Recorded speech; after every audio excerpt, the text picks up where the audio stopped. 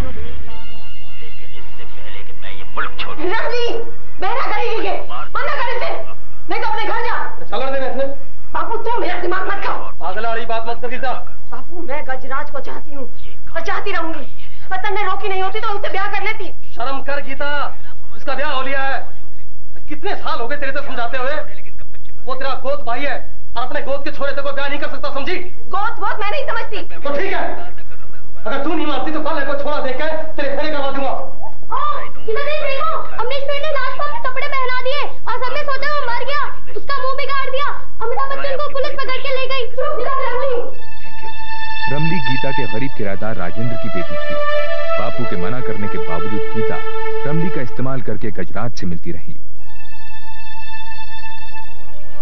गजराज, आज फिर बापू ने तुझसे मिलने को मना किया। तो तू रो क्यों रही है? वो तो पिछले 8 साल से मना कर रहे हैं, तूने कभी उनकी मानी? पर अब तू भी तो मिलने नहीं आता। ब्याह के बाद उसके पल्लू से बंधा फिरता है। गजराज, बस अब मुझे यहाँ से कहीं बहुत दूर भगा के ले जा। पागलों वाली बात मत कर गीता। तेरा बाप और मेरा बाप पाताल में भी जाके गोली से उड़ा देगा। तो अब मुझे चाहता ही नहीं, बहाने बनाया कर। असल बात तो ये है कि तू चुड़ैल का हो गया। एक गीता है, एक बात कान खोल के सुन ले। इतने साल से ये गजराज सिर्फ तेरा है और वो तेरा ही रहेगा। मेरी जोरू चाहे मेरी जमीन जायदाद कुछ भी ले ले, लेकिन गजराज का दिल सिर्फ गीता का है, समझी? इस तरह 1 साल बीत गया। गीता मिन्नतें करती रही और गजराज अपनी बीवी के करीब जाता रहा। फिर गजराज की बीवी गर्भवती हुई और गीता का सब्र टूट गया। गीता, पागल हो गई? नहीं तो कभी हूँ मैं पागल। बात तो तू मेरी नहीं सुनती। हमने सुना, बता दे कोई छोरा छुड़ाने मुझसे पीछा। सामने तमाशा करना जरूरी है। मैं जबान दे चुका हूँ, मैं सिर्फ तेरा हूँ। तो बच्चा चाहिए था। अगर तू मेरी बात मान लेता और भाग चलता तो ये नौबत नहीं आती। अब रो मत। रोटी बिल्कुल अच्छी नहीं लगती थी, मुझे कुछ सोचने दे। 8 साल हो गए तुझे सोचते। अब जो करना है मुझे करना है। अच्छा मेरी माँ, जो करना है कर लियो। चल अब अंदर।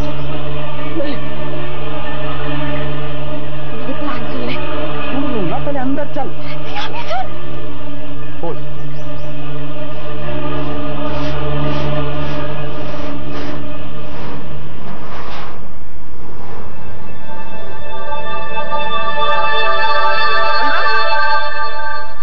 ऊपर चल के चाय बना। अभी काम बाकी है, बाद में। गुदगुदी हो रही है। सीधी बैठ। बेटा, ये गीता जीजी की माला ना वापस कर रही हो। उन्होंने खुद दी है माँ। देख बेटा, अगर खो गई तो हाँ, और फिर मेरी बेटी तो इसके बिना भी पूरी राजकुमारी लगती है। मामा, तुझे 2 घंटे से कह रही हूँ ऊपर चल के चाय बना। चाय की ऐसी भी क्या चलती है? नहीं, तू अभी चल मेरे साथ चल। अरे अरे छोड़ मेरी बाजू को। चल ना। अरे हट चाय पर, मुझे झाड़ू दे दे।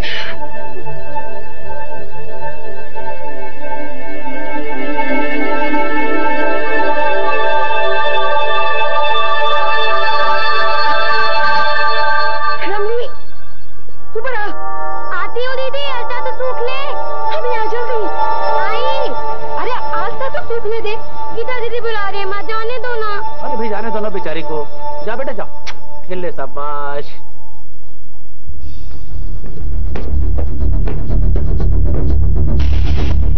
गीता दीदी, गीता दीदी, कहाँ हो गीता दीदी?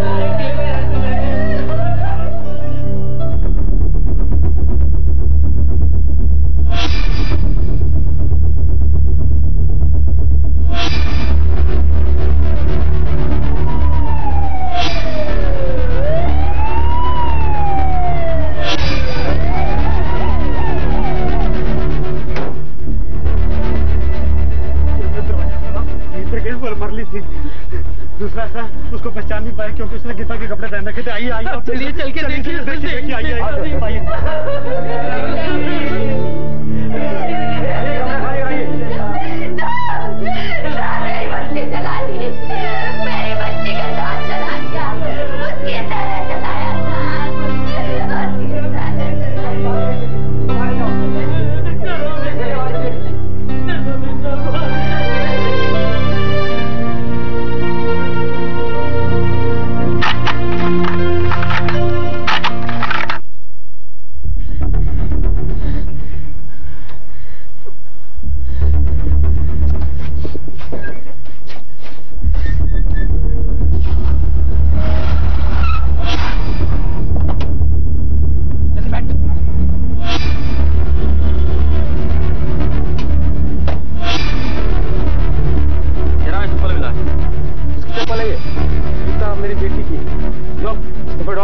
और ट्रेल को फॉलो करो। Come on.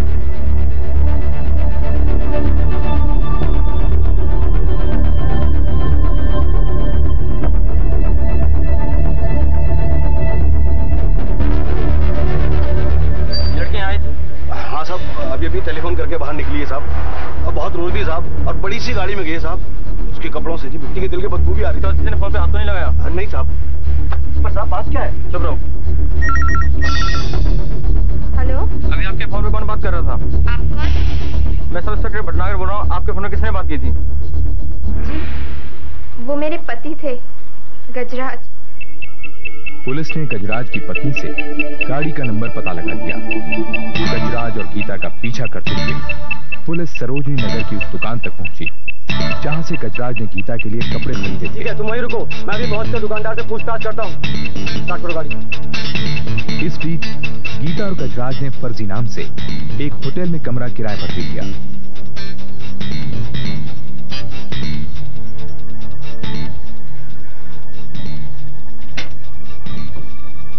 कहाँ जा रहा है? घर जा। मुझे छोड़ के मत जाना गज्जू, मैं मर जाऊंगी। कैसी बात कर रही है तू? छोड़ के कौन जा रहा है? अरे अभी वापस आ रहा हूँ। नहीं, तुम यहाँ से मत जाना, यहाँ मेरे पास रहो। ठीक है, यहीं रह जा। यहाँ होटल के बर्तन मारने पड़ेंगे और बंबई की भूल जा। पैसे खत्म हो गए हैं, चुपचाप पैसे लेके वापस आता हूँ और वहां का माहौल भी दिखाऊंगा। हाँ? गीता, एक डीजल दे। मैं अभी गया और जब तक मेरी आवाज ना सुनी हो दरवाजा मत खोलियो, समझी? वापस आ जाना गज्जू, मैं सबके लिए मर चुकी हूँ। अब तेरे बिना मेरा कोई नहीं है। ऐसी बात कर रही है? देख, मैं यूं गया और यूं आया। अपना ख्याल रखिए।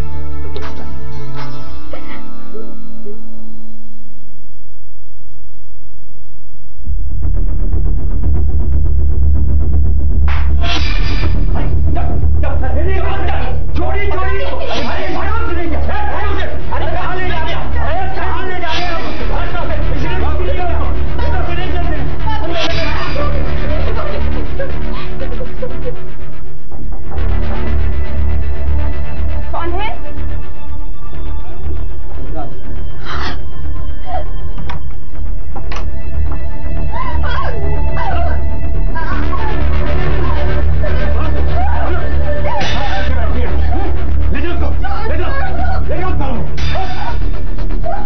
गीता को इंडियन पीनल कोड की दफा 302 के तहत रमली के कत्ल के इल्जाम में पकड़ा गया और गजराज को इस कत्ल में गीता की मदद करने के जुर्म में दफा 109 के तहत गिरफ्तार किया गया।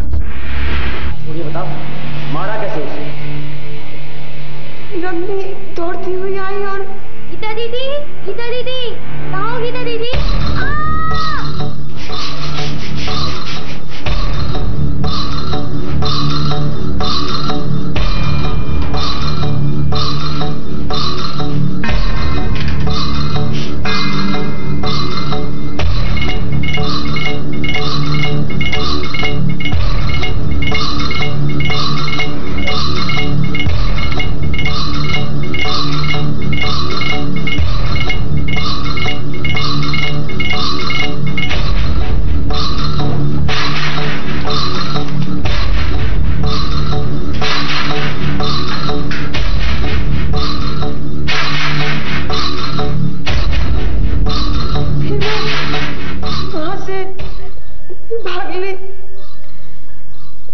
मैंने गज्जू को फोन किया कि मुझे वहां से आके ले जाए। पर तूने बॉडी को जलाया क्यों? फिल्म ऐसे देखा था क्या? नहीं, फिल्म में ऐसा नहीं था। वो रमली और अम्मा मेरे कद की नहीं थी, नहीं जलाती तो साफ पता चल जाता। अच्छा, जलाने से हाइट कम जाती क्यों? नहीं, वो जलाने से लाश सिकुड़ जाती है। इसके कपड़ों से मट्टी के तेल की बू आ रही थी, तो इसके कपड़े बदलवाने मैं अपनी गाड़ी में सरोजनी नगर ले आया। गीता और गजराज के कन्फेशन के आधार पर इंस्पेक्टर शर्मा ने वारदात का ब्यौरा तैयार किया। उधर इन दोनों के पिता ने अपने बच्चों के लिए शहर का सबसे बड़ा क्रिमिनल लॉयर चुना, शाहवर खान। ये उन 22 लोगों की लिस्ट है जो हमारे खिलाफ कोर्ट में गवाही दे सकते हैं। अच्छा हुआ अगर ये लोग गीता और गजराज के खिलाफ कोई गलत बात ना कहें, बस बाकी सब मैं देख लूंगा। ये सब कैसे होगा? 22 लोग? अगर पैसे की कमी नहीं तो क्या कुछ नहीं हो सकता भाई, इतना तो आप लोगों को करना ही पड़ेगा। पर वकील साहब, हम सारे गांव का मुंह क्यों कर बंद कर सका? आपके गांव में पानी की कमी तो होगी। हाँ, तो ऐसा कीजिए, एक ट्यूबवेल खुदवा दीजिए और दूसरे ट्यूबवेल का काम शुरू करवा कर रुकवा दीजिए। इतने में गीता और गजराज की जमानत करवाता हूं। ठीक है सर, ठीक है, ठीक है सर।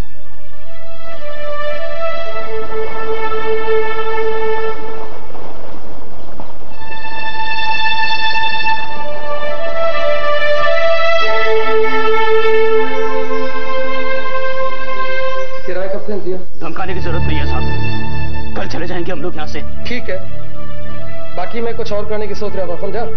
तो भाभी जलाना है क्या? चुप करके बैठ, उसकी नौबत आई तो वो भी कर दूंगा। अरे रमली मेरी भी बेटी थी, गीता की बहन। देख भाई, हमें भी बहुत दुख है, पर जिंदगी तो चलानी है ना, है? अच्छा तेरा किराया भी माफ। अब ले, ये 30,000 दे ले।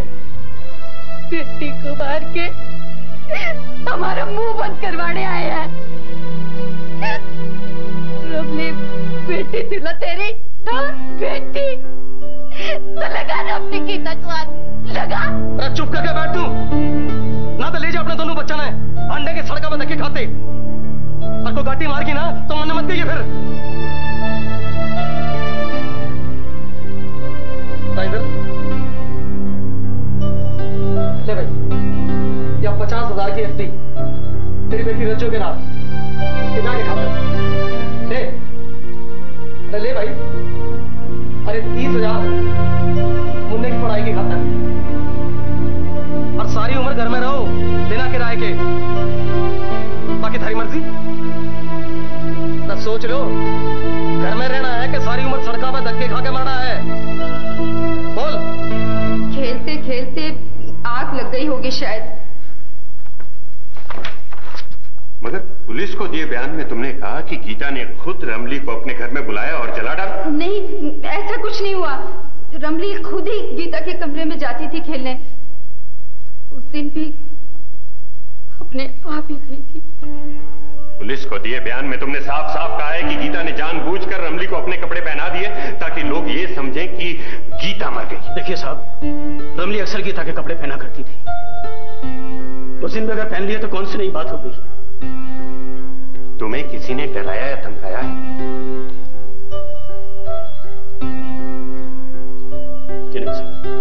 तो उस दिन इंस्पेक्टर शर्मा के सामने तुम रो रो कर इंसाफ की भीख मांग रहे थे, वो सब झूठ था। Your honour, the witness has either been threatened और थ्रेटन्ड। मिस्टर खुराना, आप विटनेस को तंग कर रहे हैं। लेकिन पुलिस को दी स्टेटमेंट में ये साफ। Mister Khurana, please mind your tone. Madam, आप चुप हो जाइए। हाँ तो मिस्टर खान, आप कुछ पूछना चाहेंगे? कोई objection? No no, no objection sir. Shahwar Khan को मालूम था कि पुलिस को दिए गए तमाम बयान अदालत में मान्य नहीं होंगे, इसलिए उन्होंने गीता के पिता भगवान दास को बाकी गवाहों को भी खरीदने को कहा। फार्म हाउस का चौकीदार, होटल रिसेप्शनिस्ट, सरोजनी नगर की दुकान का सेल्समैन और बाकी सभी 18 गवाहों ने पुलिस को दी अपनी स्टेटमेंट्स अदालत में बदल दी। सिर्फ इंस्पेक्टर शर्मा और रमली का पोस्टमार्टम करने वाले डॉक्टर ने गीता और गजराज के खिलाफ गवाही दी। मगर माय लॉर्ड, किसने ली रमली की जान? पोस्टमार्टम की रिपोर्ट के मुताबिक रमली के गले पर रस्सी के निशान थे। रमली की मौत जलने से नहीं, जलने से पहले रमली मर चुकी थी। किसने ली उसकी जान? किसने उसको जलाया? सबूतों की गैर मौजूदगी। सेशंस कोर्ट ने अपने फैसले में माना कि सबूतों की गैर मौजूदगी में रमली की मौत एक रहस्य बनकर रह गई है। चूंकि गीता और गजराज के खिलाफ किसी ने भी गवाही नहीं दी थी, इसलिए उन पर लगे तमाम इल्जामों को खारिज कर दिया गया।